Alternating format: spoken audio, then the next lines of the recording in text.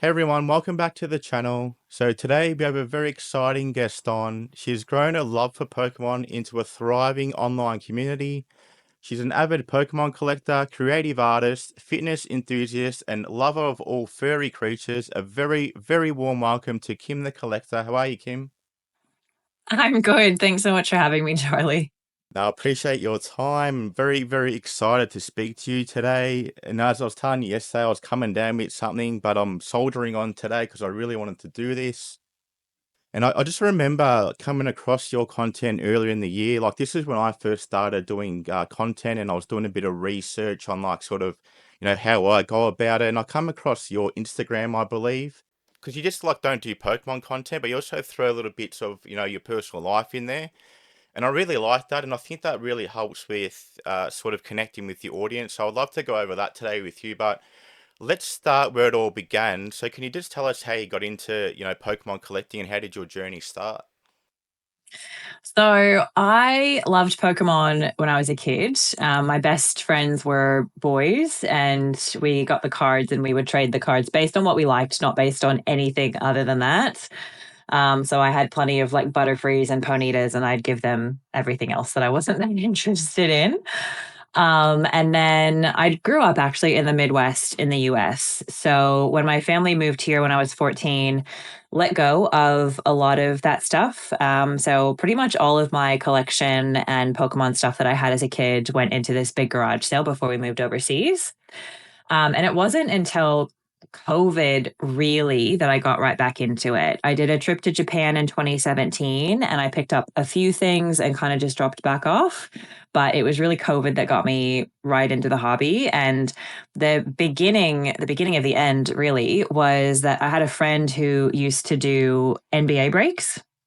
And he was saying that, a lot of his audience had kids and they might like Pokemon. And he knew that I grew up with Pokemon and I liked it. And did I want to like just have a go at doing that on his channel? And I found out that I just like absolutely loved it. So I was doing breaks for a while, probably like 6 months.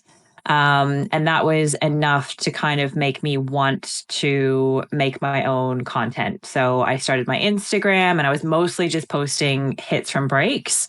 And then I started my own like Twitch page and just started, I think, and made a lot of mistakes along the way, but had a go and had fun and just decided to see where it took me. Awesome, awesome. I think we'll get into that later as well, because obviously I've just started my content creation journey and I can sort of tell you firsthand exactly, what you were saying then about, making mistakes and like trying to find your way. So look, I am enjoying the challenge, but again, it does get very difficult and we will dive into that later. But I guess I want to ask you now, like when you first started creating, your content and got into the content creation side of things, did you have any expectations when you got in there, or did you have any sort of goals that you set for yourself, or did you just think sort of to yourself, "Oh, I'm just going to give it a go and see what happens"? Yeah, pretty much. I would have never ever thought that I'd be where I am today. I would have never thought I'd have 1,000 followers. I just thought it was, to be honest, I guess in that time it was pretty isolating. And it was nice to just have a fun, happy thing to focus some of my attention on, have something to look forward to, and like this ability to make friends and engage with people when that was really hard. So that was kind of how it started. Like I couldn't have cared less how many like likes my post got, how many followers I had, whatever. It was just a nice way to like engage with people and put some of my attention on something that was just positive and fun. It wasn't until probably, I want to say maybe 2021, 2022 that I started paying attention to things like metrics. I'm still honestly really bad at actually looking at them. But for the most part, I just kind of post whatever I feel like whenever I feel like it. And after doing that for a few years and growing, I did kind of hit a point where it was like, oh, the page wasn't growing as quickly as it was before. And I was like, oh, why is this? And started looking back and having a look at, which posts did better, or, is there a time of day that I'm better off to post, or, trying to puzzle that stuff out. But I think for the most part, it's really just been about doing what feels like fun. Yeah, for sure, for sure. I think that's really important. I think a lot of people get sort of stuck on, numbers and, how many followers. But even for me, like everyone's journey is different and you got to work out, what kind of content creator you're trying to be and who you're trying to attract. Because for me, like I Yeah. don't want to attract thousands of people that aren't interested in my content or just be those sort of one-off things where they come for one bit of content that might be completely different from what you're doing. And that's sort of the people like me personally, I don't want. So I try to stick to the same sort of content and attract the people I want to attract to my content. So I think that's very important to point out, like we'll get into that later again. Uh, so again, you said you didn't expect the growth. So how did you handle that? So once you've seen, especially Instagram's over 30,000 now. So how did you handle that? Okay, well, this is getting serious now. Did that sort of change your strategy on, how to go moving forward or how did you handle that? Gosh, I don't know. I mean, it doesn't even feel like that long ago that I hit 10K and then it's just kind of like rolled on. But I don't know that it changed the way that I decide what to post because I think I'm always just going to post what I feel like. I think it definitely has made me much more discerning in what I will do to partner with other people. I think when you're first starting out and you have a brand that reaches out, for example, and says, "Oh, we're going to send you this thing for free if you share it," it's really exciting. And you say, "Oh, yep, that sounds good." And then as you have a bigger following, you might have more brands that are reaching out and wanting to do that. And I feel like it's really important as a creator to focus on services or products that you're actually really interested in and that you value and want to use. So if a brand reaches out to me and I'm like, oh, I actually made an order with them like 6 months ago and it never came, like I'm not going to make a post for them. No matter like even if they offer to pay me, like that's not a service that I'm going to advertise because it isn't what it's supposed to be. But I think, yeah, probably more recently, it's been opportunities to partner with brands or franchises that I am really interested in and I am really excited about, and like maybe didn't think I'd have the opportunity to. So I think it's like focusing your attention and being really deliberate about who you partner up with. That's probably been the main change that's happened in the last like 18 months, probably. For sure. I think too, like, because your intention going into it probably helped with that, like making those decisions. Because I think a lot of people might get involved because they might see, oh, this is a good opportunity to make money. Maybe that'll, cause them to make decisions that aren't really in their character. So I think that's why I really resonated with you and your content. It felt very genuine, very authentic. And that's why I decided to, reach out to you and do this interview because, again, I want to promote people or talk to people that I think are a positive influence in the space, and I think you do it really well. And here we are today, and I'm so glad that we get to speak finally. So, no, awesome, awesome to point out for sure. So, I think with that growth that you had comes a lot of challenges.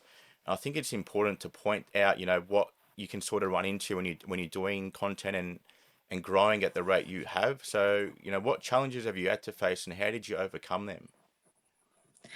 I think for me personally, the hardest thing has probably been managing other people's expectations. I'm a reforming people pleaser.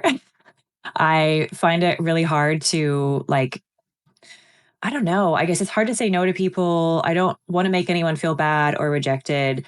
And I think when you're in that content creation space, people probably don't realize like how much attention you get and how much people end up wanting back from you. So like when I first started out, I would always check my like message requests and I would chat to pretty much anybody. And then it's like as your following gets a bit bigger, you are just like completely inundated.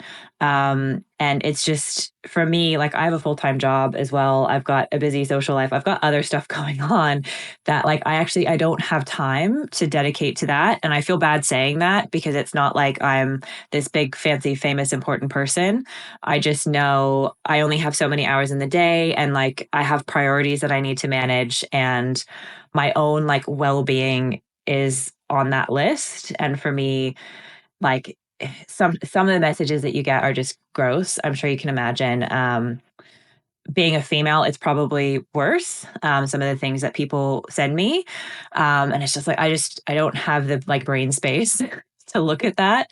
So I think I would say honestly to anyone starting out, don't feel like you need to act like you're at an endpoint when you start. I think that I made a lot of really good friends early on by being really active in my DMs.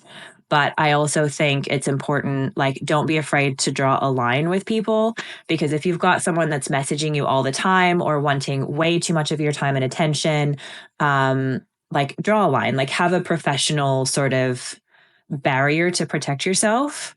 Um, Very people pleaser answer there. I think probably the other pitfall that I've experienced in my own journey is putting too much pressure on myself to like keep up. So, what I mean by that is like, yes, in order to feed the algorithm, it's important to be consistent.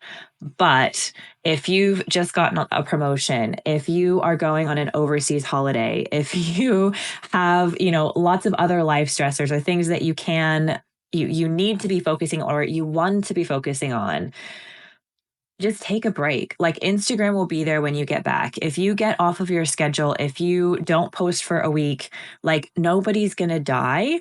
The vast majority of people that follow you probably won't even notice that you weren't posting, but you will feel so much better if you like divert your attention to the things that are really important to you. It was 2021. I went on this 2-week holiday to the UK and I batch created content before I went and I had like all these posts like queued up and scheduled and everything. And I still felt this pressure to like reply to comments while I was there. And it certainly didn't ruin my holiday. Like I had a great time, but if I could do that over again, I would not have put so much pressure on myself to keep up with my schedule because I don't think it was healthy. I'm honestly glad you brought that up because I'm about to head to Thailand on the 22nd of this month. And that's what's running through my head right now, and especially like because I'm new and I want to grow an audience. Like the consistency thing is one that keeps coming up in conversation. That you have to be consistent, you have to be posting, certain times and regular times, and all this stuff that puts pressure on yourself, like you said. So that's what I'm thinking now. Like get content done and schedule it so I can try and forget about it. But at the same time, I'm like, in the back of my head, can I pull myself fully away from that, or do I have to still be involved in on holidays? So I am glad that you brought that up because I'm going to be in that exact, position in a couple of weeks. So it'd be interesting to see how I handle that. So Yeah. I mean, to each their own. I guess the other things to remember, um, Instagram does not favor scheduled posts. So they want you to post things manually. They want you to be in the app responding to things at the time when your post goes up. And that's not to say that like I don't know, a scheduled post is not better than nothing. But I think there's so many different ways to handle it. You could put up a post that has like a be back soon on it, and like try to build some suspense for when you get back. You could queue up a giveaway for before you go, and people have this post that's like something to interact with, and then you just like continually promote that in your stories, so that there is something on your page that people are interacting with. Because I think it's like from Instagram's perspective, they're a business. They want people in the app doing things. So it's not even about necessarily how many views a post get. It's more about the interactions. It's the comments, it's the likes, it's the shares, it's all that stuff that Instagram is fed by. that marries perfectly into the next question. And that's touching on the community you've built. Like in particular, we'll talk about Instagram because I believe that's the platform you got your biggest following on. Mm. So, and you have created this, really engaging community where people like the post and comment on the post. Like I see it myself every day because again, I'm a student of content creation. I like to say, so I like to see what other people do that are working that are effective. So, what do you think's been the key to fostering that connection with your audience?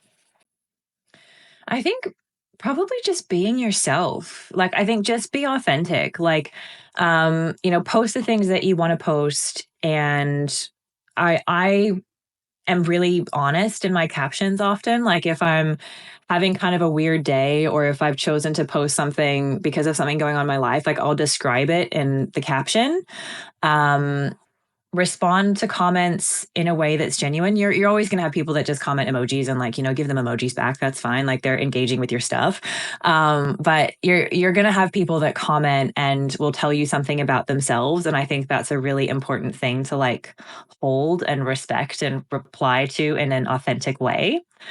Um, and I guess the other thing, like, it's just like you mentioned it before, but I try to bring myself into it as well. I personally, like, I think it's about making content that you would want to follow. So the accounts that I really like to engage with are not like faceless cards of like, here's my most expensive Charizard, like it. Like that's not the content that I like. So I like following people that, talk about themselves and share what, their journey is and talk about why they like what they're posting. And I sort of include other bits of my life because, again, that's always something that I'm kind of curious about when I'm following somebody. It's interesting to know what else they're passionate about and how else they like to spend their time. And so yeah, probably I think that's the other tip is just make content that you would want to see. But realize that, when people are following a page, they're not just following the focus of the content necessarily. They're following the person. And if you're too afraid to put any of your like personhood into your content, people are going to struggle to engage with you and yeah, may not stick around or may not actually engage meaningfully, I guess. I guess that comes back to like knowing what your identity is or knowing what kind of creator you want to be. Like when I started, I wanted to do, economics and the investment side of things, hence why I called it cardonomics. I wanted to mix the two together. But my intention behind that was, okay, I really love Pokemon cards and trading cards, but how do I, add something else in there that can, add to someone's life in a positive way? And I thought no one has really got an understanding of markets and how they work or how, economics works. So I thought it was a bit different to, try and imbue the two together and try and make content about it. And here I am today, like trying to make that work. Yeah. So yeah, and that's why I really liked what you do. I think you take people on a journey, sorry, not only into, Pokemon cards and your collecting, but also into your life. So I think people can get kind of emotionally invested in that and they just want to see what, what's Kim doing next or, what's Kim got going on soon because, you do live an exciting, life and I think other people do too, but they don't really show it, like, I and think everybody does. Yeah. but that's what I mean. But you don't get to see that. So I think when people see that and they're like, oh yeah, like they can really relate to it, or maybe they want to aspire to be, kind of like a person you are. So I think that's really great in what you're doing. And I think that helps people sort of maybe, come out of their shell a bit or, encourages them to do the same. So I think that's really good. I think just touching back on before how you said about, people commenting or maybe getting in your DMs, maybe saying things that are a bit inappropriate. I don't personally have to deal with that myself being a male. And I think, as a female, it's completely different to what would be in your DMs compared to mine. So like, how do you handle Mm. that community feedback or, certain requests you get? And, does that influence the content you do on a day-to-day basis? I think it's a funny thing, isn't it? And like, I used to really blame myself. Like, if I got messages that made me uncomfortable or I had comments that were a bit weird, I was like, oh, am I doing too much? Like, am I like showing too much skin or am I like too sort of flirty in the way that I interact with people? And if someone gives me a heart, like, should I not give them a heart back? And I think it's really easy to blame yourself. I, a few times, have had someone cross a line that I didn't like and have made kind of just a public disclaimer to be like, these are things that I don't accept.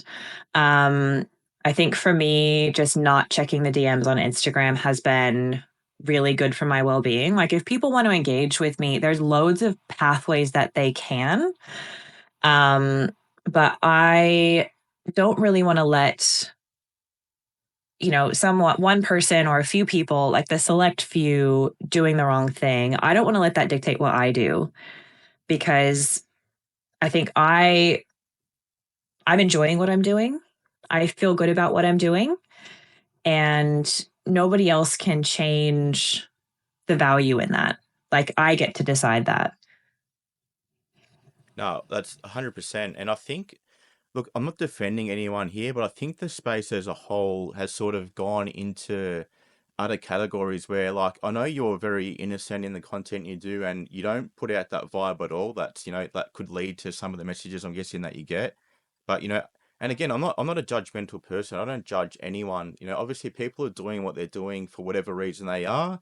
And, whether it's right or wrong, I'm not here to judge, but there are, probably there is content out there that might be like over sexualized or like lead to something where it creates a space where people might think it's okay. Do you have any comments on that personally, or? I think it's really interesting, isn't it? Yeah, I think there are some female content creators in this space that use a lot of sexualized imagery. And I guess my perspective as a woman is that their bodies are their own. And I think they should be able to post whatever they want. Um, and I think that that's their prerogative. I think that it's the thing that I find tricky probably is, like you said, the assumption that every female content creator wants that kind of attention or maybe makes additional content to fit that kind of niche. Like I've got an example of one of my other friends on Instagram who has never, like, sometimes I post in crop tops and stuff because it's 33 degrees here today. It's warm. I don't want to wear a whole shirt. But I've got a girlfriend on Instagram who's got a really big following, and she literally only ever posts in these big baggy t-shirts. And she sends me screenshots of some of the messages that she gets and some of the questions that she gets when she opens up the Ask Me Anything. And that just kind of makes me realize that it's not necessarily the content creators like fault that they get that kind of attention. I think it's just people responding to that. um I don't quite understand, like, personally, I don't quite understand the, like, connection that some content creators have between, like, Pokemon and OnlyFans type content. Um, it's an overlap that I don't really get. Like, I suppose a lot of our audiences are males that are aged, 25 to 35, and they are probably, some of them, interested in both of those things. But mixing them together, to me, I just don't quite get it. But I don't think that makes it bad or wrong. It's just not something that I like fully understand. Yeah, again, I think it's something that is fairly new, in my opinion. Like, again, I don't connect the two together either, but I do feel, when you say that things, and I've got other female content creator friends that have to go through the same thing. And, I think it is bad in the sense where, people need to know the boundaries, and I don't think it's even up to you to set them. I think it just should be common knowledge to respect other people, whether you're female or male. But, is there anything you just want to say to people out there, just in that sense, like, you know, to not cross the line and what is appropriate and what's not? I think that's such a hard thing though, because it's so individualized. Because again, like, I watched the stories of another one of my female friends on Instagram. Like, she did like an Ask Me Anything, and she does make content that's kind of more in that direction. But there were some of the questions that she got in her messages that were, to me, they would have completely crossed the line. And if I was going to share it, it would have been me sharing it going, oh my God, this guy's so gross. I can't believe he asked me this. And she actually replied to it like it was an acceptable question to her. So I can't really comment, I guess, on where the line is because I think it's probably very different for everyone. I think for me, I feel uncomfortable with people asking me sexual or personal questions. So I'm not going to answer questions like, where do you live? Where do you work? Um, Anything about my personal life. Like, I don't think that's anybody's business. Um, and I think that's important. from my perspective for people to respect. But I think a lot of other content creators post, more openly about some of those things and they're okay with it. So I think it's very individual. Yeah, I do. It is a tough one, and again, and I do agree with you that it is an individual thing, and I'm just struggling to find out, with platforms, what's okay on an individual platform and what's not, because it keeps, like for me, being a bit distorted on what's appropriate on what platform. But again, we'll move on from this, I think. Mm. Also, and I guess the other thing I'd say is like, don't like looking at the tone and the text that's gone into someone's post. I think that's the other side of it. Like if a content creator has made a post and you read the blurb that's about it and they're divulging really personal things, that's probably a message to say that they're comfortable with that. Um, Whereas if you read somebody's blurb and it's more focused on the Pokemon or they're talking about like how much they love gardening, like probably don't ask them something raunchy. Yeah, I think one thing I live by is, if I'm gonna, do something like an act or say something, I always ask myself, is that gonna, leave a positive, influence or effect after I say it or do it, or is it gonna lead to something negative? And that's something I live by. But again, everyone's different, and I think, even working on yourself is a big important thing because we're not perfect and we are gonna make mistakes. But yeah, recognizing boundaries. If you think that something might not be acceptable, and you're probably better off just not saying anything. And maybe just don't do it. Yeah, I agree. But I think it's so funny because thinking about intentions, I think a lot of the time when people have said things that made me uncomfortable, they intended something positive. They probably intended it as a compliment and didn't think about the fact that it might land in a way that I didn't like. It's hard to sort of work out, and how to perceive things on the internet because you can't really have like tone or stuff like that. So, yeah, look, there could be Yeah, misunderstanding, but I do think there is a lot of people out there that could probably, say less or say nothing at all. So, I agree. yeah, definitely. I think it's important to bring up as well because I do see it often, and I do hope that one day that we can get rid of a lot of that sort of, inappropriate sort of comments and stuff. So, I do respect you creators if you are listening. So I guess one thing that I'm kind of struggling with at the moment is burnout.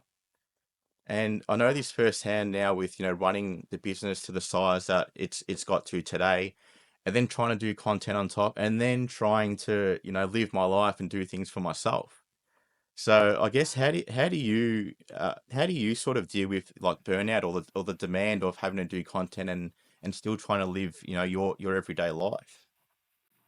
It's a good question. I feel like prioritization is really important. Life goes through seasons, really, and there are times that your personal life or your work life or your business will be more or less demanding. And I think every time you say yes to one thing, you're saying no to something else, and you need to accept that. Like you don't have limitless. I'm talking to myself as I'm talking to you. You don't have limitless capacity. You only have so many hours. You only have so much brain power you can put to things. And I think it's really important to decide what is the most important to you and put that at the top of your list and put that at the forefront. Because as time goes on, you're going to start to run out of energy for different things. And from me personally, the last thing I ever want to do is be in a situation where my career or my family are not getting 100% of me. And if that means content gets 0% of me, I'm okay with that because the people that I work with and the people that I love always need to be the top of my list. Um, and like, I think when I have felt a sense of burnout and I've taken a step back, I realized I was either overstretching myself in one area. So whether it was something like going on holidays and thinking, oh my God, I need to pre plan all my Instagram stuff, or not accounting for the fact that, something had changed at work and I'd had to step up and that was taking more from me than my job normally does, and I didn't actually make enough room for that. So this may not be the answer that you want to hear because you want to talk about content, but I think if you're feeling burnt out, it might actually be that you need to focus on that a little bit less. Yeah, look, I agree. And I'm still trying to work out that balance myself. And in my own head, I'm trying to, figure that out in the sense that when you're first starting, you want to sort of give it your all. And I think that takes a lot more out of you at the start when you're trying to build something until you find bit of a rhythm or find a bit of a structure where you can sort of go, okay, well, I can do this and I can save time here. And I think you work that out slowly, trying to do things a lot more efficiently, let's say. Yeah, and I think once you have the routine, it's not as taxing. I will say that for sure. Like once you're in a routine of like when I wake up, I make my post, and I sit and I respond to comments for the first half an hour, and then I get on with my day. I think once you're in that kind of routine and you know that that works for you, it's a lot easier. Whereas when you're still trying to figure out what you need to do and you're trying all this different stuff, you're putting way more brain power into it. Um, and I guess, yeah, just thinking about not building a routine that's too much. And I think also thinking about doing content in a way that like fills up your cup rather than empties it. Because I think if you're focusing on content as this thing that you have to do and you have to build and it has to keep growing, it is going to be draining. But I think for me, like I focus on it as this thing that I get to do and this community that I get to engage with and these friends that I get to talk to every day. And I look forward to it. Um, and you're doing the exact same thing, but I guess it's thinking about how can you do it in a way that brings you enjoyment and like gives you energy rather than takes it away. Takes it away, yeah. Well, I guess that's pretty important, and that you got me thinking because I started this as something that I thought I would enjoy, or I do enjoy it, but then you get aspects where it does become overwhelming, and that enjoyment starts to sort of dwindle a bit, whereas it becomes more of a chore or a work thing, and I'm struggling to find out how to find that spark again with some of the things that I used to really enjoy. I don't know if you found that yourself, but maybe can you shed some light on maybe if that as something or similar happened to you, how you went about, dealing with that? And yeah, I guess just any tips for people out there that, might be experiencing either, burnout or, just losing a passion for something that they thought they would, or they were enjoying at the start, but they're kind of losing that spark. I think, at least in my experience, when I've gone through that with things, it's had to do with maybe unrealistic expectations. And I think if you go into something new thinking that it's going to be super successful and you're going to love it every day, and it's not really realistic necessarily. You're kind of setting yourself up for disappointment in a sense, aren't you? Yeah, exactly. So I think, it's really hard, but like where you can, maybe removing your expectations. I think when it comes to content stuff, my biggest piece of advice is probably just have fun with it.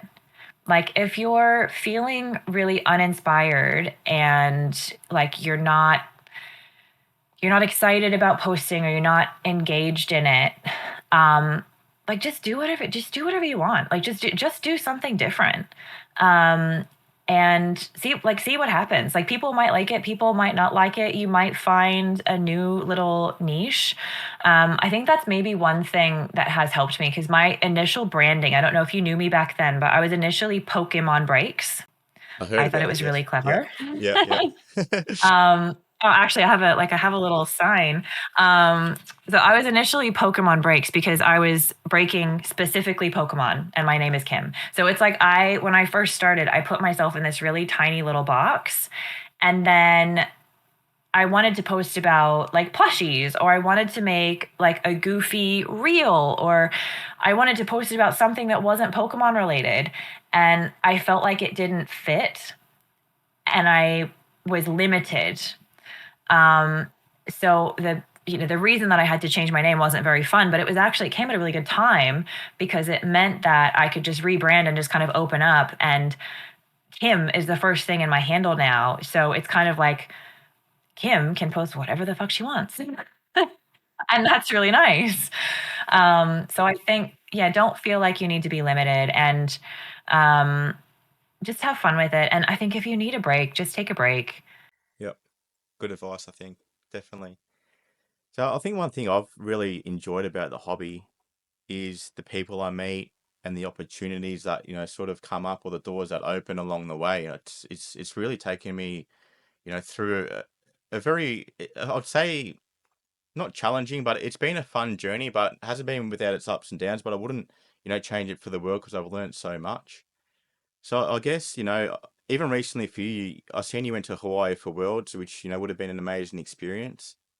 So can you just tell us, where has this taken you, or what's some of the most, or your favorite events or opportunities maybe that have come up while doing content creation or collecting Pokemon? I have to agree. I think meeting people is probably the most exciting part of it. So, I mean, that holiday to Hawaii was really sort of the best time I've had in a while. Like, I did a week in Maui with my dad before going to Honolulu for Worlds. So, I was just in like such a good place. And I got to meet people from my community that like I have known online and talked to regularly for like 4 years, and I got to like see them and give them a hug and like have dinner together. And I don't think anything compares to that. Like, it's such a weird thing, but I've got people in my little like Discord community that I've known for such a long time. Like, they know me so well. I know them, and we hadn't ever met in person. And it's the same thing with like friends that I've had on Instagram for ever since I started. Getting to just hug them and see them in person and be like, wow, you're real. This is so nice. And I think that the just reflecting on Worlds, I think the weirdest thing was that I went to just see what it was about. I've never been to Worlds. I didn't know what to expect, and I was like, I just went in and I was like, oh my god, there's like all these big Pikachu's and all of these people to meet. And I didn't really think that much about making content when I was there. I was just kind of like embroiled in this big, like really overwhelming experience, and it was super cool. And I feel like a little bit sad for some other people that I met that were so focused on making content. It's like they didn't even see what was going on around them. And that made me really sad. Like, I didn't go there to like rub elbows with, big creators that I'm not even that interested in following. Like, I came here to meet my friends. Um, so I do think it's really interesting. Like, I think we're all different, but from my perspective, the opportunity there was very much just about community, and not about growing my channel. And I think some people viewed it differently as more of like a business opportunity. And I know that I had a really fun time and I didn't leave with any regrets. So that's all that I can focus on.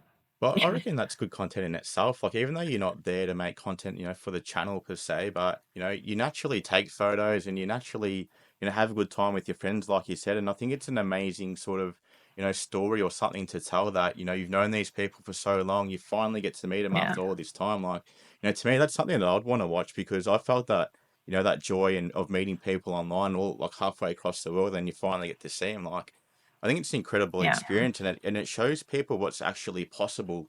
Like, not only in like Pokemon or content creation, but just in general. Like, the world's so much. The world's such a small place. Yeah, well, the Yeah. internet's like just connected everyone and brought things like so much closer together now. So I think that's amazing to Yeah. point out. So no, definitely would have been pretty cool. So I think the next part we're going to go over, Pokemon's been such a huge part of, your content. So I guess I'm going to ask you, like, how do you keep things sort of fresh and exciting to keep your audience engaged, or even to attract new people to your content? So how do you go about that?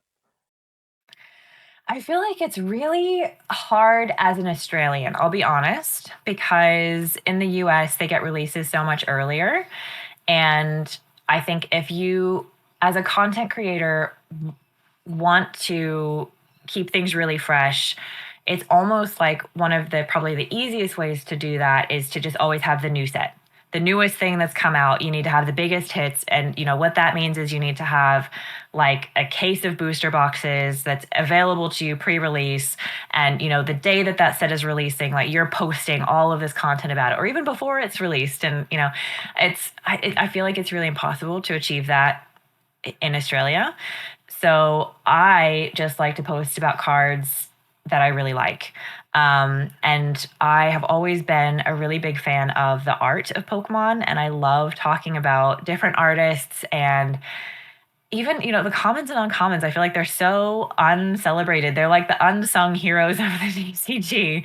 But like that's honestly, if you ever watch one of my unboxings, I'll usually sit there and just talk about like every card that I like, and I'm really slow, and I'm just looking. Oh, this one's by so and like how nice is this? And this is a 5-cent card, but we're just gonna sit here and focus on it a little bit because like look at that highlight and how pretty that little. So I think for me, keeping it interesting is probably just about really focusing on the stuff that I like and sharing the stuff that I like about the TCG. And so I share like my vintage cards.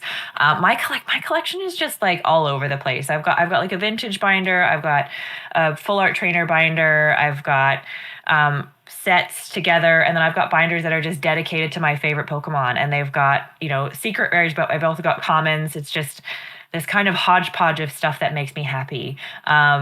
And so that's kind of how I post as well. Is it's a hodgepodge of things that make me happy. Well, I think that just comes back down to being like authentic in yourself. And I think when you do that, and I think like point one, it's much easier to be yourself. And I think it's a lot easier to do content when you just have to be yourself. It takes a lot of Yeah. pressure off, trying to be someone you're not. And I think you're going to find your audience, a lot easier who resonate with you and can relate to you. So I think that's, very important to point out. And I think a lot of people stray away from, who they are just to try and get, extra views or likes or whatever it is. But yeah, I really like that about you. So like, always want to point that out when I speak to people. I want to touch a little bit about fitness and, you're a nutritionist by day. That's your profession, I believe. Dietitian. Yeah. Dietitian, sorry. Yeah. Dietitian. Sorry, I got that one wrong. Should have done more research, but it's okay. Dietitian by trade. Um, so I just want to talk about how maybe that has impacted your life, or how maybe it's helped you, with content creation or Pokemon. Are they related? Does it help you like de-stress, or is it a, escape maybe that you use? Because I know for myself, I was heavily into fitness. It's been a roller coaster up and down journey, but it has helped me at times get through a lot of things mentally. So I guess, for you, how's it played out in your life? That's a good question. So, I mean, I've been a dietitian for over 10 years now. I absolutely love what I do. I love working with people. I love helping people achieve their goals. So a lot of my work nowadays is geared towards like supporting a team that I lead. So it's like I get to work with clients and I get to work with other clinicians. And basically, I guess the thing that I take the most joy out of is helping someone get where they want to be, whether it's somebody achieving a health goal or if it's helping another professional achieve a professional goal. Seeing those little light bulb moments when people kind of click and go, oh, this is what I need to do. And oh, I've tried this thing and it's working and it feels really good. So I guess that's what I love about my job. And I get to do that every day. And it's super rewarding. I think every job has its moments of things that are hard. And like for me, probably it's the admin. Like I get sucked into admin of like meetings and paperwork and computer stuff, and it's like, oh, you have to trudge through this bit so you can do the part that you really enjoy. Um, and I think that with everything we do, there's going to be highlights and stuff that we really enjoy, and probably just like focusing more of my attention on the highlights and the things that I really enjoy, and it can help me get through the bits that are less fun. Fitness is something I really enjoy because for me, like that is my time that is just for me. Like when I go to the gym, that's not about anyone else and it's not for anybody else. That's just me creating space for myself. And I love it because it's something that I can consistently get better at. If I put in the work and I work hard at it, I can make progress. And sometimes that's really slow. Sometimes you have setbacks, but I think it just teaches you that lesson of things will get better and you can try something different. And if it doesn't work, you can try again. I had a PB on like overhead press the other day, and I was so stoked. I actually messaged my trainer while I was at the gym. I sent him a screenshot of like 10 reps times 32 kilos. Look what I did. And I was so excited. So, I have workouts where I don't achieve anything, and maybe it was way harder than it was the week before. But then you have those moments of like magic. Mm. No, I feel that. Like, Um, yeah, I definitely can relate to that. And I think, content creation can definitely be like that too. And I in myself have chosen to think about the magic as good engagement with people and me making something that I really like and I'm really proud of. Because I think it's super easy to get caught up on the numbers and be really disheartened, like, especially if you work really hard on something and it feels like it's fallen flat. Um, you're like, God, that was a waste of time. Well, no, it wasn't. I had fun making it. And I'm proud of it. And I like it. Like I did this reel the other week that it took me so long. I used a Maddie McRae audio, and basically I had like 6 outfit changes throughout the video, and it was really hard to like be in exactly the same spot and not move the camera. And I was miming along to audio, but my phone plays up and it doesn't play the audio. So I just had to remember it and try to do it in the right timing. And it took me so long, and it didn't get that much engagement. And I was like, oh. Um, but then I watched it back and it made me laugh. And I was like, well, that's the point, isn't it? Yeah, for sure, for sure. I'm the same. Like I've made these little videos because I'm like I'm getting good with Canva or CapCut, whatever like program I'm using. But like this was something I never did before, and I remember as a kid I was very creative. I used to draw a lot. Obviously, I was in the Pokemon and all the other animes growing up as a kid, and I really enjoyed drawing them and showing that creative side as a kid. But I lost that along the way somewhere, and it took me so long to rediscover that. And like now, And this is such a good outlet. yeah, it's Yeah. so good, yeah. And like Well, you'll be painting altars in no time. yeah, look, I wouldn't mind giving it a go. Like my mother's very artistic. She loves to draw and paint. Like I was always just like love pen and paper or grey lead paper, whatever it is I'm drawing with. That was my thing back then. But now I'm finding the digital creative side of me as well, like doing stuff with Canva and making things. Like I did, my articles. I'll experiment with front covers and now making little videos, and I'm actually really enjoying it. Even though I'm Yeah. not getting much engagement on those posts, but I'm like, I can still look at the end result and be like, oh, I did that. And like, that's so cool. So Yeah. I really get some Yeah. excitement And out of it, that. And yeah, I'm only going to get better as I go along. I'm yeah, guessing. So exactly. yeah, Yeah. And it's like, I think as an adult, like, it's so important to have opportunities for fun and creativity, because a lot of the time, like in our jobs, they may not have that much of a chance for that, and you sort of have to make it yourself. Whereas I think if you get into a hobby like this, you've got so much freedom to create different kinds of posts and learn how to edit videos, learn how to make really cool stuff in like Photoshop. Like there's so much freedom, and I think it is really nice because you can make this space whatever you want it to be. for sure. I don't want to make this about AI either, but I find a lot of people are trying to push that side of things onto like either AI or someone else. But like what I would say is like just give it a go if you got the time. Like I really enjoy learning and creating things myself. So I think I'd love to see people really push away from that. Like it does have its use. Like it can, maybe jumpstart an idea or something like that, but I wouldn't rely on it completely. But I find a lot of people trying to look for programs to make their life easier. But I think there's a point of balance that you got to find, and just don't rely heavily on, other things like that, and try and do things for yourself. Because one, you're going to understand it better. Two, it's more skills under your belt that you can sort of use in your life. So, I found that very, fulfilling for me anyway. So. Absolutely. I could not agree more. Yeah. One thing I struggled with too at the start though was, I was going to gym, I was, walking every day. This was just like I come back from Europe after a 6 month trip. I was absolutely walking everywhere. I was going to the gym every day, and I had this like really mad routine down. But I got back to Australia, and this is when I started, cardonomics and the business. And at the start, I was, still doing well because I had so much spare time. like, just a bit of background. I didn't work for a few years because, I took the time off to study and learn because at the time that's sort of, where I was at that point of my life. I just wanted to, upskill myself and learn about all these things I had questions to. So, you know, getting back after a 3 year stint, I'm like, I want to start the business. But then it really started to take over my life, and, my personal life sort of took a hit. And I was struggling to find, where to find the time for my, the gym and the fitness and even my personal life. So, I guess if you quickly got any tips in that regard, for me or anyone else going through the same thing. Mm. I think like knowing your own limits, setting realistic goals, not being afraid to fail if you start something. Like it's always going to be up and down. Um, so like I think probably one of the biggest pitfalls when people want to get into fitness or want to get into anything in particular is they have this tendency to like try to go 0 to 100. So they go from being like a couch potato to being like, I'm going to go to the gym 7 days a week. And it's like, well, no, you're not. Like, nobody is. So if you're at point A, like, let's get to point B. If you're at a point where you've not trained in a while and you want to get back into the gym, is 1 or 2 days a week realistic? If that's realistic, that's great. Like, let's start there, see how you feel, see what you like doing, and then you can start to build on that.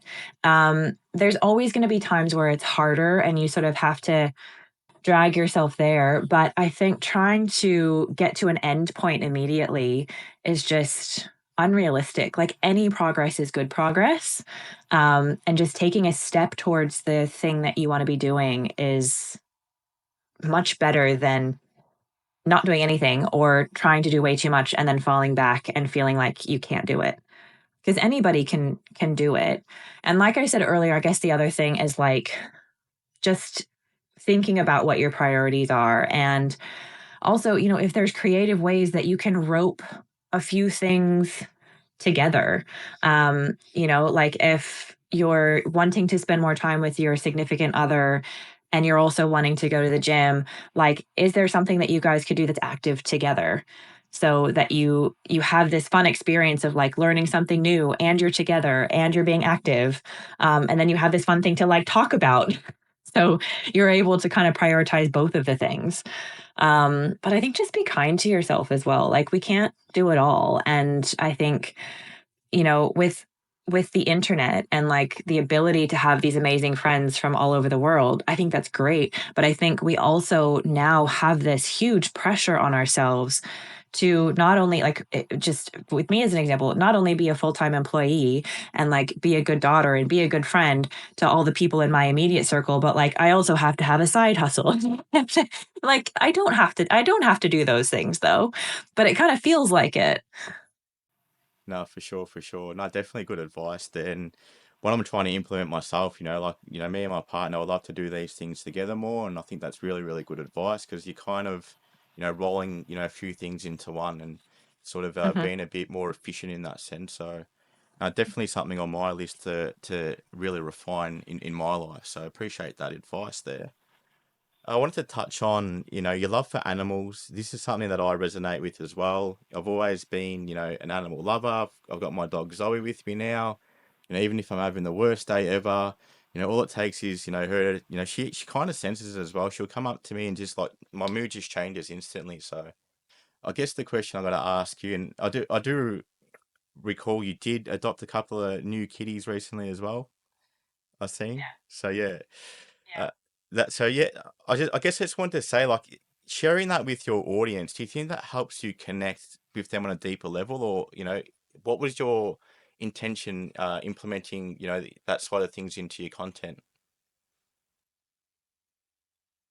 I was just really excited about the cats. Yeah, okay, fair enough.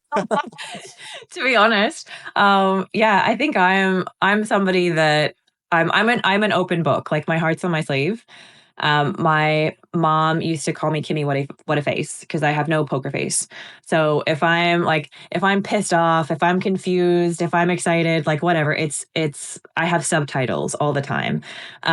So when I adopted the cats, they like just immediately became such a big part of my attention. And like, of course I'm going to share that. For sure, for sure. No, I really like that. It's a nice touch for me. And again, I think you're going to bring in those people that, a lot of people obviously probably have pets. It's something that's like very relatable to a lot of people. So, I love seeing that kind of stuff. I'd love to see more cat posts just putting it out there. So, I've my camera roll is like literally Pokemon and cats. And this is the first time that I've adopted cats into my own home, like from the beginning. Like I've lived with someone who had cats and they've since moved out. So this is like my first time starting fresh with cats. So it's been such a learning experience as well. And it's just been fun. And I've loved getting to know them and like see their little personalities come out. it's probably the closest thing we can have to our own Pokemon in a sense, isn't it? So, in that sense. I would never ever make them fight anybody though. I've also recently seen your art commission. So you do alters on Pokemon cards, and was Mhm. really impressed with the work you do. Actually didn't know that about you until I started sort of diving in just before to do a bit of research about this interview. So again, just want to tell everyone a bit about that side of things, and I will put a few up on the screen just to show everyone. But just wanted to touch on that, Thanks. just to let everyone know out there that you actually do this as a service. I think it's a really fun little like side hobby. Um, I started doing altars very early in my streaming because when I started my own personal stream, I was doing like personal breaks. So I'd open a box of something and that just got to the point that it was financially unsustainable. So I was like, all right, I need to do something else. And I was following, and I still follow Sezadactyl, who's probably one of my favorite Twitch streamers. I actually got to meet her at Comic Con the other week. I was so excited. Um, and she does card alters. And it was just one day in Twitch. I had like acrylic paints, and I thought, you know what? I'm just gonna like have a go at this. And my first alters were like kind of goofy and they weren't really good, but I had fun. And people seemed to enjoy it. So I thought, all right, well, let's just do more of these. So I started doing them again, like mostly just for me. And after I practiced for a little bit longer, people were asking about commissions. And I've really just tried to price them. I've probably undercut myself a little bit, but I try to price them as fairly as I can in terms of the amount of time that goes into them. To be honest, most of my altars end up taking me like at least 4 hours.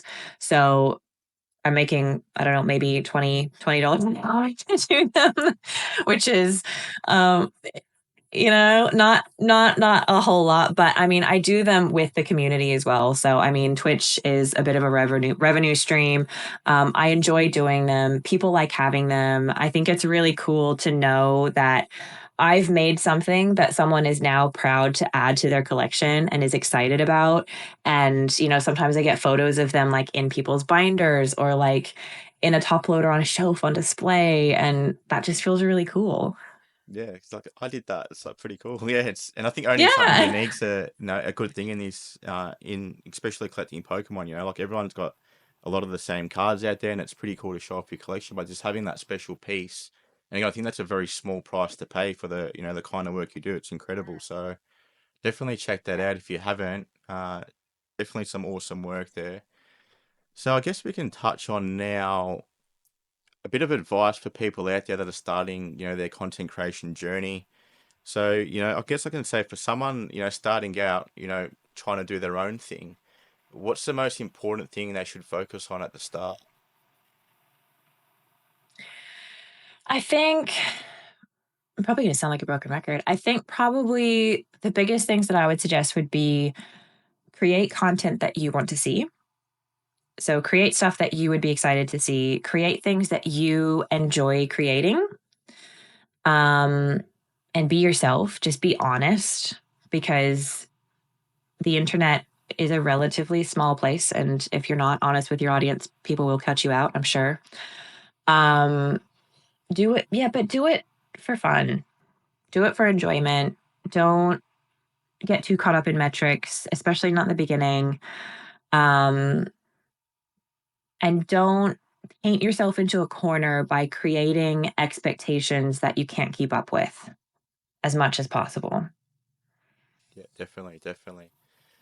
Well, I think we might leave that info there. I really appreciate all that stuff you went over, and I think we might just do something just a little bit more fun and more in line with what you sort of do on your socials. So I did send you a box, I which I have told you not it. to open yet. It's been screaming at me all week. Can I open it now? You can open it. Look, it's nothing much, but I thought it's just a nice little thank you. And I seen the other day that you were showing off a bit of the simplified Chinese product.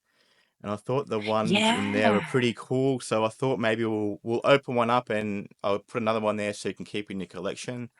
So just to give people an idea of what Kim does, and let's open the product and have a look what's inside. Oh, this looks so good. What have we got? Not too I sure if it love actually. these. Oh, they're so good.